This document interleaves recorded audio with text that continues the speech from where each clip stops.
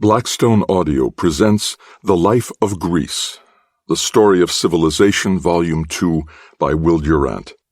This book is read by Stefan Rudnicki. To my friend, Max Schott. Preface. My purpose is to record and contemplate the origin, growth, maturity, and decline of Greek civilization, from the oldest remains of Crete and Troy to the conquest of Greece by Rome. I wish to see and feel this complex culture, not only in the subtle and impersonal rhythm of its rise and fall, but in the rich variety of its vital elements, its ways of drawing a living from the land, and of organizing industry and trade, its experiments with monarchy, aristocracy, democracy, dictatorship, and revolution, its manners and morals, its religious practices and beliefs, its education of children, and its regulation of the sexes and the family, its homes and temples, markets and theaters and athletic fields, its poetry and drama, its painting, sculpture, architecture, and music, its sciences and inventions, its superstitions and philosophies. I wish to see and feel these elements not in their theoretical and scholastic isolation, but in their living interplay as the simultaneous movements of one great cultural organism, with 100 organs and 100 million cells, but with one body and one soul. Excepting machinery, there is hardly anything secular in our culture that does not come from Greece. Schools, gymnasiums, arithmetic, geometry, history, rhetoric, physics, biology, anatomy, hygiene, therapy, cosmetics, poetry, music, tragedy, comedy, philosophy, theology, agnosticism, skepticism, stoicism, Epicureanism, ethics, politics, idealism, philanthropy, cynicism, tyranny, plutocracy, democracy. These are all Greek words for cultural forms seldom originated, but in many cases first matured for good or evil by the abounding energy of the Greeks.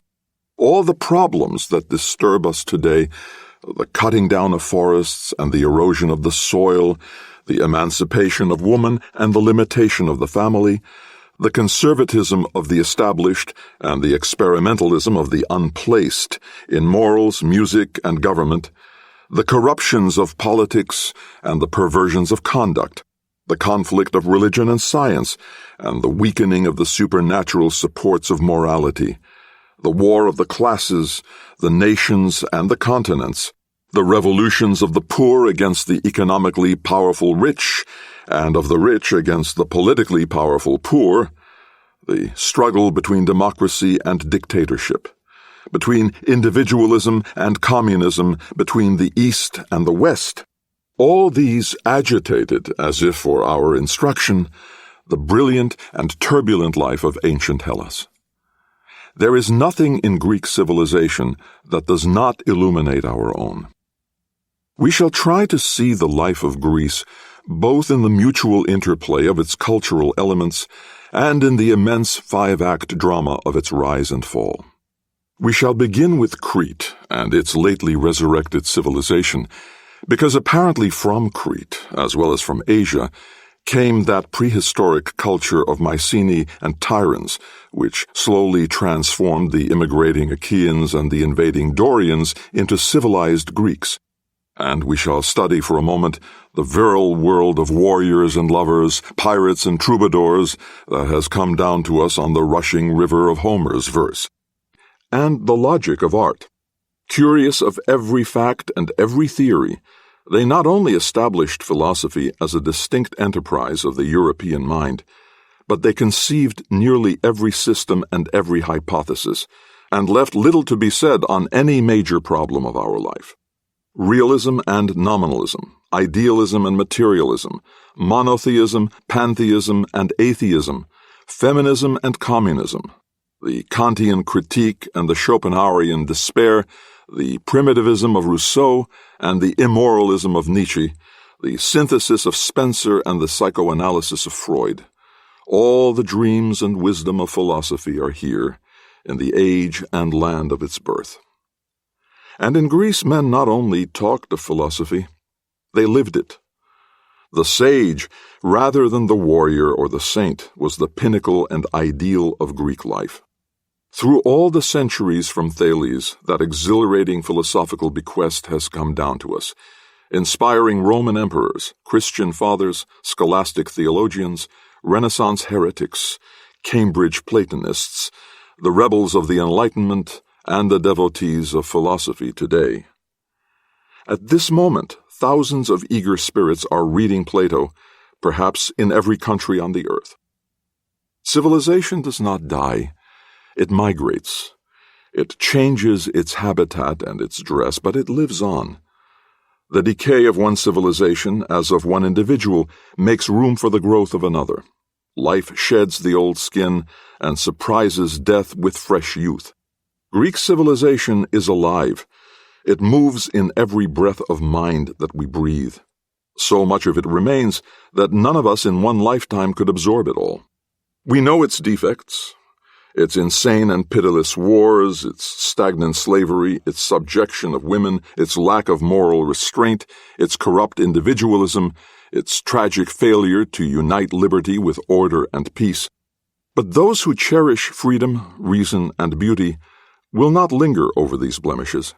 They will hear, behind the turmoil of political history, the voices of Solon and Socrates, of Plato and Euripides, of Phidias and Praxiteles, of Epicurus and Archimedes.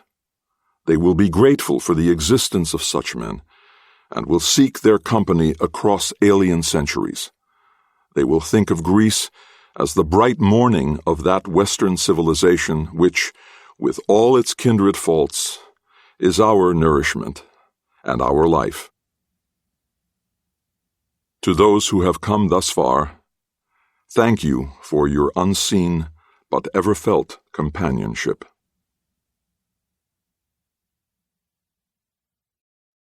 This concludes the reading of The Life of Greece, The Story of Civilization, Volume 2 by Will Durant. Copyright 1939 by Will Durant.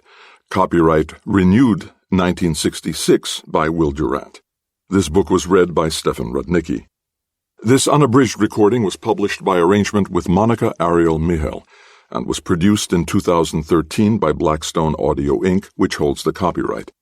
Neither this recording nor any portion of it may be reproduced or used for any purpose without prior written authorization from Blackstone Audio Inc. If you would like to obtain a monthly update telling you about new releases, call 1-800-SAY-BOOK. That's 1-800-729-2665.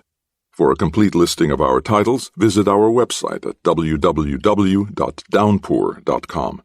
Thank you.